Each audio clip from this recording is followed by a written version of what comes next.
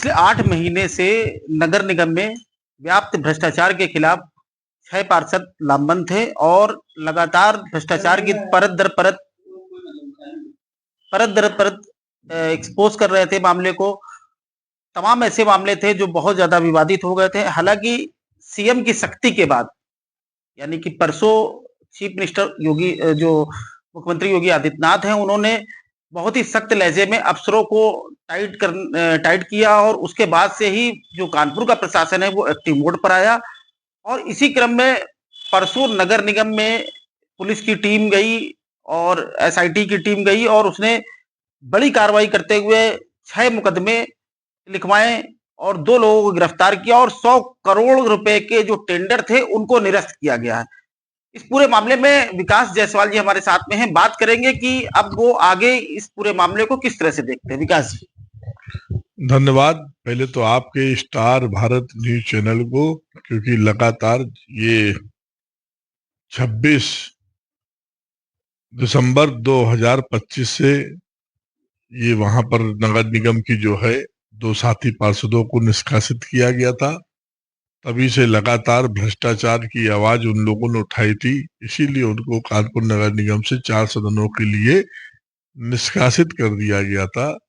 उन्हीं के पक्ष में हम लोग 4 पार्षद, जो दोनों पार्षद निष्कासित थे, अंकित और दूसरे पवन गुप्ता जी, तो उनके पक्ष में कहीं ना कहीं वो सही थे, क्योंकि अपने वार्ड में अपनी जनता के लिए और जनता की सुविधाओं के लिए बात कर रहे थे।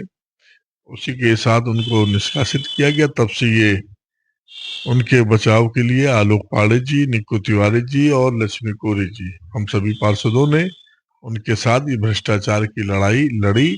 और जो कानपुर में व्याप्त भ्रष्टाचार मचा हुआ है, टेंडरों की पोलिंग कौन कराता था, टेंडर गोविंद शर्मा किसके इशारे पे काम करते थे और किसके कहने पर सब ठेकेदारों को डराना, धमकाना और टेंडर मैनेज कराना।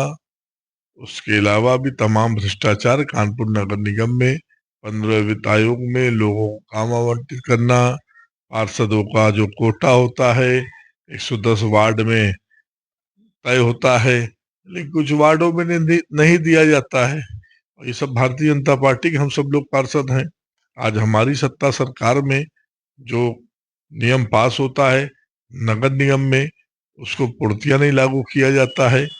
हर वार्डों में 110 वार्डों में 100 लाइट देने की बात कही जाती है, हम लोग को लाइट नहीं दी जाती है।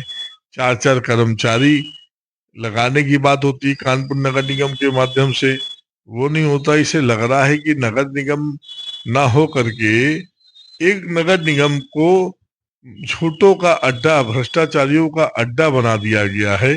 कानपुर नगर निगम की छवि को धूमिल करने का काम महापौर जी और उनके बेटे ने किया है।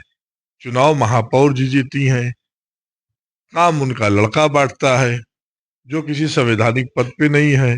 भारतीय जनता पार्टी एक महान संगठन है और उस संगठन में पार्षद दल का नेता चुना गया, उसको नेता बनाया गया है उत्तर और दक्षिण का, कानपुर का। काम बांटने के पीछे मतलब काम वो बांटते थे तो उसके पीछे क्या मकसद होता था और क्या मोटिव होता था उनका? काम बांटने का यही होता था कि भाई काम हर वार्ड के पार्षदों को अपने क्षेत्र में काम कराना है और होना भी चाहिए। जहां पर ज्यादा काम की आवश्यकता वहां ज्यादा काम करे, जहां पर कम की आवश्यकता वहां भी काम करे, क्योंकि काम तो होना ही है। और लेकिन वो क्यों बांटता था, वो किस अधिकार से बांटता था? जब जनता ने महापौर प्रमिला पांडे जी को चुना है तो उनका लड़का किस अधिकार से काम बांटता था और किस अधिकार से उसने पार्षद वेलफेयर एसोसिएशन खोला, किसके कहने पे खोला? जब हमारे यहाँ इतना बड़ा संगठन है भारतीय जनता पार्टी, उसके बाद क्या हमारी भारतीय जनता पार्टी को कमजोर करने के लिए उसने संगठन खोला है क्या? जब भारतीय जनता पार्टी के दल का नेता है उसके बावजूद ये पार्षद वेलफेयर क्या है? आप जो हमारे अभी कुछ सदन के पार्षद और हम लोग के बीच में नहीं रहे और उनके आर्थिक रूप से कोई दिक्कत थी तो आप गए, भाजपा के भी पार्षद गए, भाजपा के पार्षदों के साथ में वहां पे जाकर के पार्षद वेलफेयर वहां पे उनको पैसा दे रहा है और भाजपा का नाम ना लेकर के पार्षद वेलफेयर एसोसिएशन का नाम चलाया जा रहा है। कहीं ना कहीं हमारी भारतीय जनता पार्टी को कमजोर करने का ये काम कृत्य किया जा रहा है। चूंकि ये जो चीजें अभी पुलिस ने कार्रवाई की है, इस कार्रवाई को आप किस तरह से देखते हैं? ये इससे और ज्यादा कार्रवाई होनी चाहिए या और अभी कुछ बाकी रह गया है? देखिए, अभी पूरी बात जो जांच बनी हुई एसआईटी गठित हुई है, अभी एसआईटी के पास पूरी जांच नहीं है अभी, क्योंकि जो ये कार्रवाई हुई है, ये कार्रवाई हुई है जिनके प्लांट थे, जिनके प्लांट के रजिस्ट्रेशन थे, वो ठेकेदार ठेकेदारी कर रहे हैं, उनको मजबूर किसने किया? ये पुल बनाने का, सिड्डी गेट बनाने का काम किसने किया? इसके पीछे कौन है? आखिर हमें जड़ तक जाना पड़ेगा, इस जड़ के पीछे कौन है? आगरा से आकर के गोविंद शर्मा यहाँ पर ठेकेदारों के बीच में गुंडागर्दी करते हुए ये जिस तरीके का कृत्य आया है, ऐसा ही कृत्य आपके जलकल में भी है। जलकल में भी भ्रष्टाचार है, रविश डिपार्टमेंट में भी है। एक जेटीएल कंपनी है जो गाड़ी मुहैया कराती है, जो बड़ी बड़ी लग्जरी गाड़ियों से घूम रहे हैं लोग, चुना किसी और को गया है, घूम कोई और रहा है। हम कानपुर की जनता को, भारतीय जनता पार्टी के लोग जनता की समस्याओं का निदान करने के लिए आए हैं। हम लोग सड़कें बनवाने के लिए आए हैं, हम लोग सीवर लाइन के डलवाने के लिए आए हैं, हम लोग वाटर लाइन के लिए, हम लोग मार्ग प्रकाश की व्यवस्था को वो करने के लिए, जो कानपुर नगर निगम का काम है, हम उसके लिए जनता के द्वारा चुन करके भारतीय जनता पार्टी के चुनाव चिन्ह से आए हैं। जो कि हम भारतीय जनता पार्टी का ना काम करके, हम भारतीय जनता पार्टी को कमजोर करके, हम भारतीय जनता पार्टी के भवन को गिरा रहे, यानी कि भाजपा को कमजोर करके अपने आलीशान भवन को बना रहे हैं। तो इसका मतलब भारतीय जनता पार्टी के पीठ पे ये लोग छुरा भोंक रहे थे। जी, एक बात ये बताइए थोड़ा सा कि नगर निगम में मतलब जो जो भी पैसा विकास के लिए लगता है या लगा है, उसका एक पर ईयर कितना अमाउंट होता होगा? देखिए, पर ईयर अब तो, पहले पैसा आता था 14वें वित्त आयोग से, शासन से होता था, शासन से आता है। फिर 14वां वित्त खत्म हुआ, 15वां आया। फिर उसके बाद एक और शासन से पैसा आता है अब, साधना निधि का, वो भी शासन से आता है। तो समस्याओं की मूलभूत, जो शहर की जो समस्याएं हैं, जैसे सॉलिड वेस्ट मैनेजमेंट, यानी कि सीवर्स की प्रॉब्लम है, वाटर लाइन की प्रॉब्लम है, और कभी एयर पोल्यूशन के नाम पे आता है। कितना कितना कितना अमाउंट के समथिंग में होता होगा थोड़ा? कभी किसी एवरेज में से 200-300 करोड़ रुपए हमको एयर पोल्यूशन में खत्म करना है। जैसे धूल धक्कड़ शहर में है, हमको साइड पटरी हटा करके इंटरलॉकिंग लगानी है, पानी की समस्या है, वाटर लाइन अपना जो जर्जर हो गई उसको बदलना है, सीवर लाइन ध्वस्त हो गई है, उसको हमको कहीं पर अपना 150 mm की है, वहां 300 mm की आवश्यकता है, जहाँ 300 mm ध्वस्त हो गई वहां 600 mm की आवश्यकता है, कहीं कहीं 2400 mm की आवश्यकता है, 24 इंची। मतलब ये शहर की जो ये कंजेस्टेड जो इलाका है, बदलने का, टूटी फूटी लाइन को बदलने का गवर्नमेंट पैसा देती है। पहले पैसा आया था जेएनडीयूआरएम के नाम से, फिर उसके बाद पैसा आया अमृत योजना के नाम पे। इस समय सीएम ग्रिड चल रही है, उसमें भी पैसा आ रहा है। स्मार्ट सिटी के नाम पे भी काफी पैसा आया। लेकिन अच्छा, ये विकास जी आपने 4 बड़े नाम गिनाए, 4 बड़े नाम है जो भी शहर के विकास की योजनाओं के नाम पर आए थे। तो कहने का मतलब ये है कि ये जो पैसा है ये क्या कितने परसेंट जमीन पर लगा और कितने परसेंट इसमें कमीशनबाजी हो गई?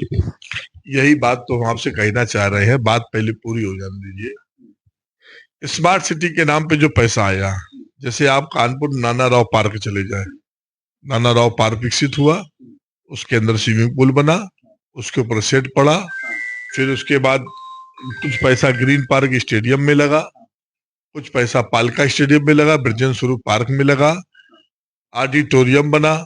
ऐसा नहीं काम नहीं हुआ, काम हुआ। जो कमिश्नर की देखरेख में था, डीएम की देखरेख में था, काम हुआ। फूलबाग चले जाइए, रात को कानपुर के इतिहास को दिखाया जाता है, दर्शाया जाता है, तो काम हुआ। जहां जहां पर परिवार नहीं इन्वॉल्व था, जहां परिवार इन्वॉल्व हुआ वहां भ्रष्टाचार इन्वॉल्व हुआ। जहां पे अधिकारी काम कर रहे थे वहां पर हम पार्षदों को, क्योंकि हम लोग स्वतंत्र हैं, कहीं ना कहीं अधिकारी भी बाबा जी के शासन से संतुष्ट है, भय है, डर है। उत्तर प्रदेश में कानून व्यवस्था, पिछली जो कानून व्यवस्था बदनाम थी उत्तर प्रदेश की, आज कहीं ना कहीं पूरे देश में बाबा जी की सरकार कानून व्यवस्था के नाम पर जानी जाती है।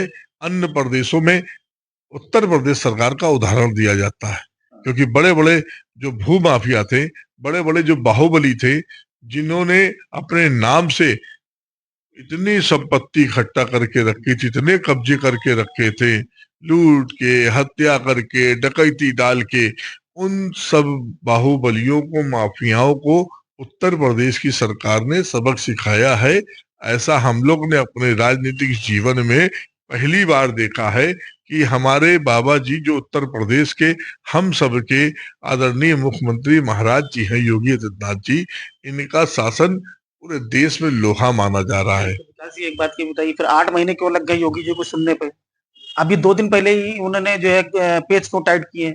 8 महीने पूरे इंटरनेशनल, कानपुर का नगर निगम पूरे इंटरनेशनल खबर बन गया था, और प्रदेश के मुख्यमंत्री जी को परसों उन्होंने जो है अधिकारियों को टाइट किया कि मुझे सब मालूम है और तुम लोग काम नहीं कर रहे हो। इस तरह के अल्टीमेट किए, तभी प्रशासन एक्टिव हुआ। तो ये तो एक लंबा समय हो गया, तो वो चलिए खैर, आप चूंकि पार्टी से हैं तो बचाव करना भी चाहिए, ठीक है। लेकिन बड़ी बात यह है कि क्या कानपुर की जो सड़कें हैं वो गुणवत्ता परक भविष्य में आने वाले समय में बन पाएगी? इसका कोई परमानेंट इलाज आपके पास है क्या? देखिए, पहली बात तो आपको वो सवाल का जवाब दे दो जो आपने कहा कि हम पार्टी के साथ, हम पार्टी को तो बचाना हमें है ही है, क्योंकि हम जिस पार्टी में, उस पार्टी को नहीं बचाएंगे तो उसको बचाएंगे। लेकिन मुख्यमंत्री तक बात हमारी, अभी जब पार्षद, वो माननीय मुख्यमंत्री जी सीएसए में आए थे, तो हम लोग का जो संयुक्त पत्र पार्षदों का था, पार्षद पवन गुप्ता ने जाकर के माननीय उनके जो मुख्य सलाहकार अवनीश अवस्थी जी को वो पत्र सौंपा और बाबा जी से कहा कि कानपुर की समस्याएं हैं बाबा जी, इसको जरूर देखिएगा। तब मुख्यमंत्री जी ने उस पत्र को संज्ञान में लेते हुए जब उस पत्र को पढ़ा, उसके बाद जो वीडियो कॉन्फ्रेंसिंग हुई है शनिवार की रात को, और कानपुर के अधिकारियों से कहा गया है सख्त लहजों में, ये कौन से टैक्स कानपुर में वसूले जा रहे हैं, ये कैसे टैक्स कानपुर में लिए जा रहे हैं।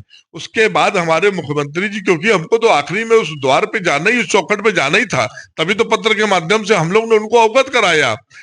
कारण क्या था कि यहाँ की जो माननीय महापौर थी, वो लगातार संगठन का कहीं ना कहीं और कुछ बड़े नेताओं का दबाव प्रभाव दिखा करके अधिकारियों में एक दबाव बनाती थी। अधिकारी अच्छे हैं, अधिकारी काम करना चाहते, कुछ भ्रष्ट अधिकारी हैं जिनको अभी हम लोग बेनकाब करेंगे, जो इस भ्रष्टाचार में लिप्त हैं, शामिल हैं। लेकिन हमारी सरकार अच्छी है, हमारे मुख्यमंत्री सुपर हैं, उनके चरणों में नमन करते हैं कि उन्होंने हम लोग की बात को सुना। और ये भाजपा ही में संभव है, किसी दल में नहीं संभव है। विपक्ष तो मौन बैठा हुआ है। आज समाजवादी पार्टी का वो बहरूपिया विधायक जो नाव लेके पूरे कानपुर में घूमता था, उसकी नाव कहाँ गई? आज वो बहरूपिया विधायक जो बगैर पानी स्विमिंग पूल में तैरता था, वो कहाँ है? कांग्रेस वाले तो घुमा तो रहे हैं नाव, कांग्रेस वाले भी तो घुमा रहे हैं। वो कांग्रेस नाव घुमा रहे हैं, लेकिन हम उस विधायक की बात कर रहे हैं जिसको जनता ने चुना है। जनप्रतिनिधियों का ये कर्तव्य है, विपक्ष का ये काम है। विपक्ष में यहाँ पे समाजवादी पार्टी है, ये वही बहरूपिया विधायक है जिसने कहा था कानपुर में बंटी टैक्स का नारा दिया था। अब वो उसके बाद कहता है कि मैंने बंटी टैक्स का नारा नहीं दिया था। कहीं ना कहीं ये तो मैं अपने दर्शकों को बताना चाहूंगा कि अमिताभ वाजपेयी का ये दोहरा मापदंड था इस पूरे मामले में। विकास जी चलिए ठीक है, वो अलग बात। इस बात की श्योरिटी क्या है कि आने वाले समय में कानपुर का जो नगर निगम है वो अपनी सड़कें दुरुस्त करेगा, वो फुटपाथ दुरुस्त करेगा। मैंने तमाम सारे जो है, चूंकि करप्शन था ही, तो मैं उसमें ज्यादा जा भी नहीं सकता हूँ, क्योंकि बहुत सारी चीजें जो है बनने के बाद सड़ तो गई लेकिन पब्लिक यूज में नहीं आई। बनने के बाद सड़ तो गई लेकिन पब्लिक यूज में नहीं आई। मैं बहुत स्पष्ट तरीके से, चूंकि आप लोगों के संज्ञान में डाला। ये बताइए कि इस बात की क्या सियोरिटी है कि आने वाला जो समय होगा वो सड़कें दुरुस्त होंगी, फुटपाथ लोगों के लिए चलने के लिए होंगे, ये सारी चीजें जो है, जो लाइबिलिटी म्युनिसिपल पार्टी की बनती है, उसके लिए क्या सियोरिटी होगी? निश्चित रूप से ये मूलभूत सुविधाएं जो फुटपाथ की है, सड़कों की है, ये सब हम लोग की जिम्मेदारी है। और जो हमारे कानपुर के नगर आयुक्त आए हैं, उन्होंने बहुत सी चीजों को ठीक किया है। जिस तरीके से टेंडर की प्रक्रिया होती थी उसमें भी पारदर्शिता लाई है। अभी जैसे जोन 1 में टेंडर का वो था, उसमें लोग कह रहे थे, जोन 1 के जो एक्शन थे उन पे दबाव बना रहे थे कि हमारे 1% वाले को आप टेंडर दे दो, और जो 15% जिसका विलो है, जो नियम के अनुसार था, लेकिन अधिकारियों ने नहीं किया। उस पर भी समाजवादी पार्टी के विधायक वहां पे गए थे कि भ्रष्टाचार करो, लेकिन उन अधिकारियों ने भ्रष्टाचार करने से मना कर दिया था। कहीं ना कहीं कानपुर के नगर आयुक्त ने भ्रष्टाचार पे नकेल कसी है, और पारदर्शिता के हिसाब से जो सड़कें बनती उनकी फोटो पहले खिंचती है, फिर उसके बाद उस पे उसकी जांच होती क्या ये बनने योग्य है, उसके बाद उसको टेंडर प्रक्रिया में डाला जाता है। पहले सड़कें बनी होती थी, सड़कों पे जबरदस्ती फिर सड़क बन जाती थी, कहीं ना कहीं लूट बची थी, भ्रष्टाचार बचा था।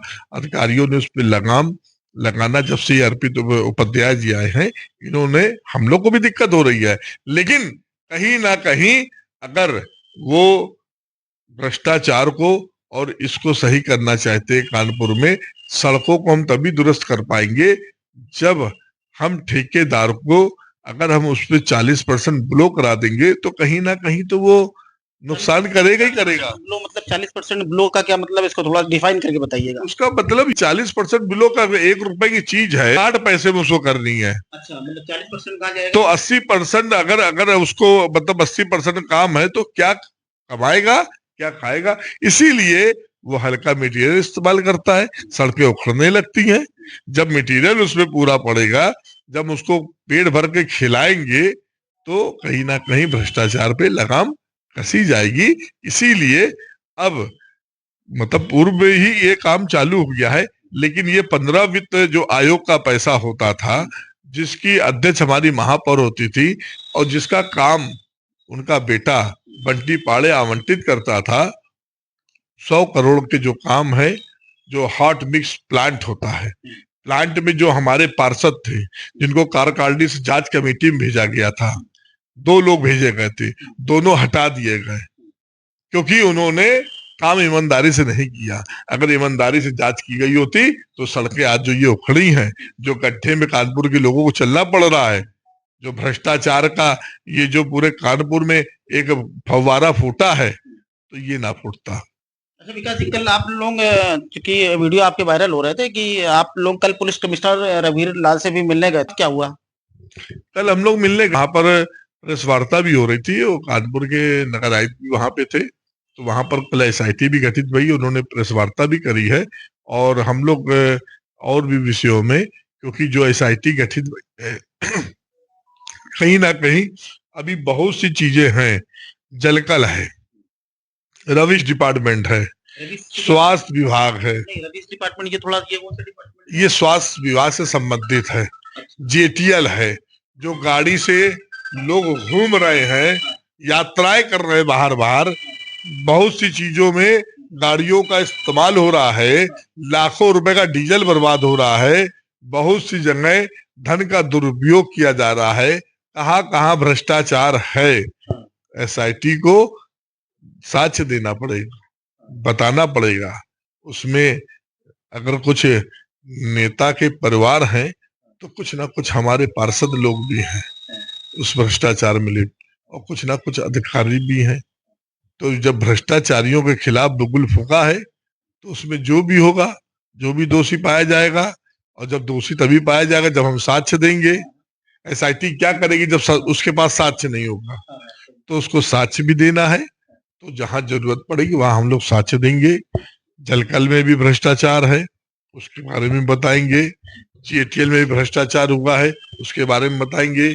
स्वास्थ्य डिपार्टमेंट में भी भ्रष्टाचार हुआ है, उसको बताएंगे। जहां जहां पे भ्रष्टाचार हुआ है, कानपुर विकास प्राधिकरण भी जाएंगे, जो लोगों से पैकेज लेकर के जो बिल्डिंगें बन रही हैं, आखिर पैकेज कौन ले रहा है, ये वहां भी बात करेंगे, वहां के अधिकारी बताएंगे।